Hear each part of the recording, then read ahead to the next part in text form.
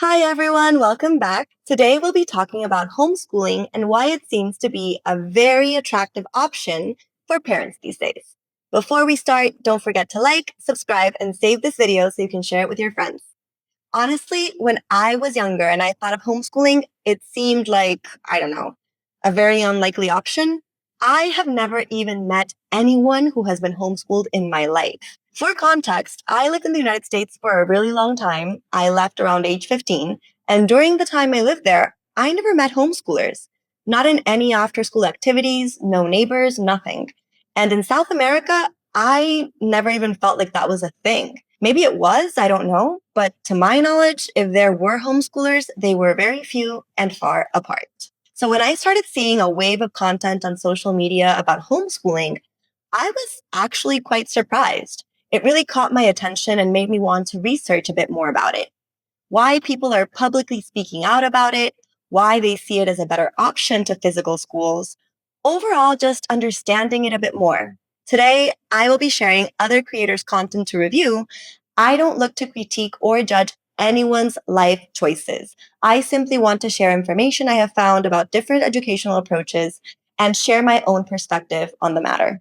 So, with that being said, let's get into it. One of the greatest advantages of homeschooling is that you get back something that all of the richest men in the world combined cannot buy, and that is time. Your child's time is precious, your time is precious, but you get that back with homeschooling. So the claim about children who are homeschooled owning their time is tricky because at face value, it is true, but it has limited empirical support.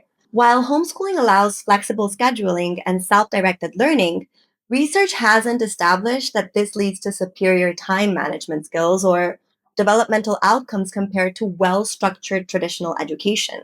The benefits appear highly dependent on parental capacity to provide appropriate guidance and structure. And it also means that parents have to have the time to be at home and guide the homeschooling. That's something that many family circumstances cannot accommodate, be it because there aren't two parents at home or because their budget requires both adults to be outside of the home. Okay, time to see clip number 2. How the hell are you going to prepare them for the real world if you're always homeschooling your kids and mollycoddling them and they can decide what they're going to do? What they're going to do when they have a real job? I think it's the complete opposite. Why? How is school the real world? How can you compare a classroom to the real world? Obedience. Why should we be obedient? Who wants you to be obedient?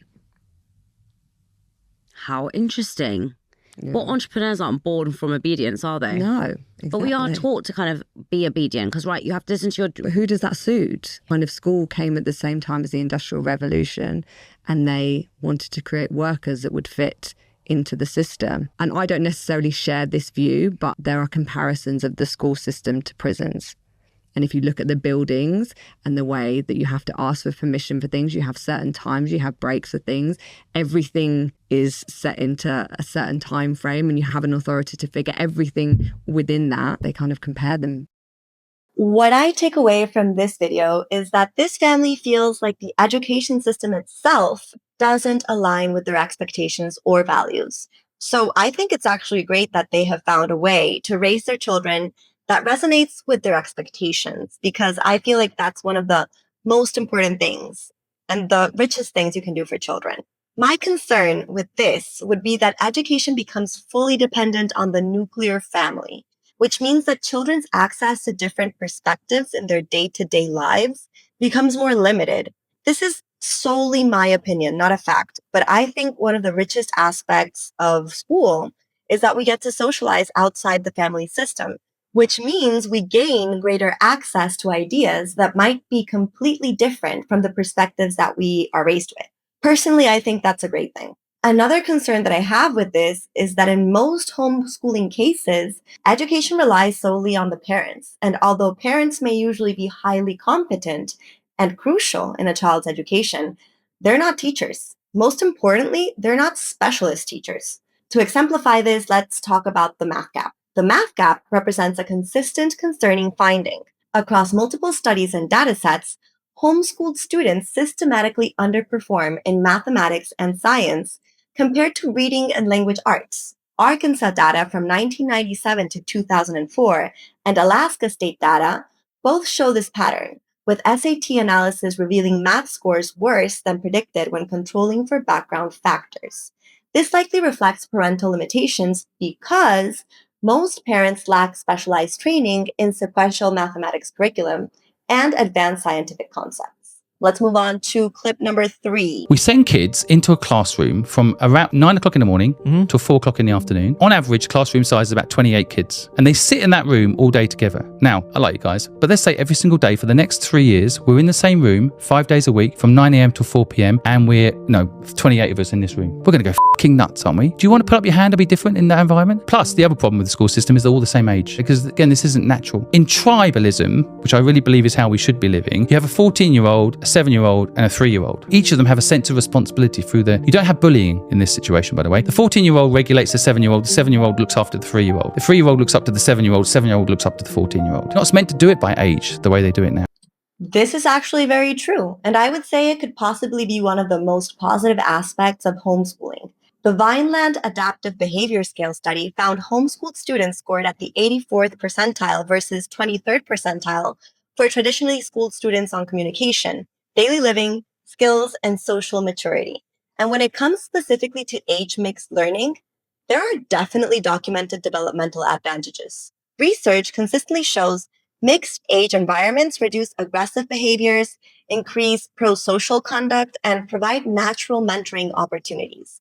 But again, this is something you could also access in schools that use curricula like Montessori, Reggio Emilia, Waldorf, the Sudbury model, Forest schools, multi-age classrooms, or the Acton Academy model.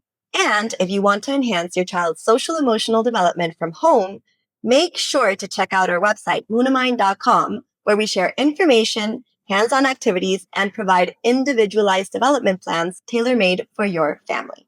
Okay, final clip number 4. Homeschoolers in high school going into college drink less, do less drugs, are not partiers. Also, academically, our scores are off the charts. We're getting into better schools. The Ivy Leagues seek out homeschoolers these days. Before saying anything else, I just want to say I love Brett Cooper, and what she's saying is true at face value. Nevertheless, there are some nuances that she hasn't mentioned. Homeschooled students average 1190 on the SAT compared to 1060 for public school students and 22.8 versus 21 on the ACT. However, critical limitations emerge. Only 0.5% of SAT takers were homeschooled despite 1.7 to 2.2% of students being homeschooled, suggesting severe selection effects where only the most college-bound homeschoolers take these tests. And that makes sense because if you're not thinking of going to college, then why would you take the SAT? You'd be losing your time, especially if you haven't gone to a mainstream school. So we aren't looking at the entire population of homeschoolers results. These are just the statistics for the homeschoolers who end up taking the SAT, which tend to be the ones who want to access higher education. When it comes to college outcomes, there seems to be a paradox. While homeschooled students who attend college achieve higher GPAs, evidence suggests they may be less likely to attend college in the first place. State college reports indicate only 1 to 2% of enrolled students were homeschooled, despite 3 to 4% of K-12 students being homeschooled, raising questions about college preparation and access. So here's what we can say. The documented benefits of homeschooling include academic flexibility and family strengthening. Research supports homeschooling's ability to provide individualized instruction, reduce negative peer pressure, and strengthen family relationships. Significant challenges center on resource requirements and expertise gaps.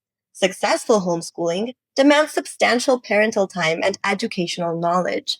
And even more important, success variations are dramatic across implementation approaches. The Martin Chang study found structured homeschooling students significantly outperformed public school peers, while unstructured homeschooling students scored lower than public school students.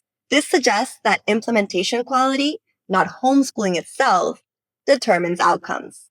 Before I go, I want to add something important, and that is that not all families are the same. And unfortunately, although there are many, many, many amazing families in the world, unsafe families also exist. And in that regard, school can serve as a protective shield from dangerous environments. If you're viewing from the United States, you might say that that's what child protection services are for.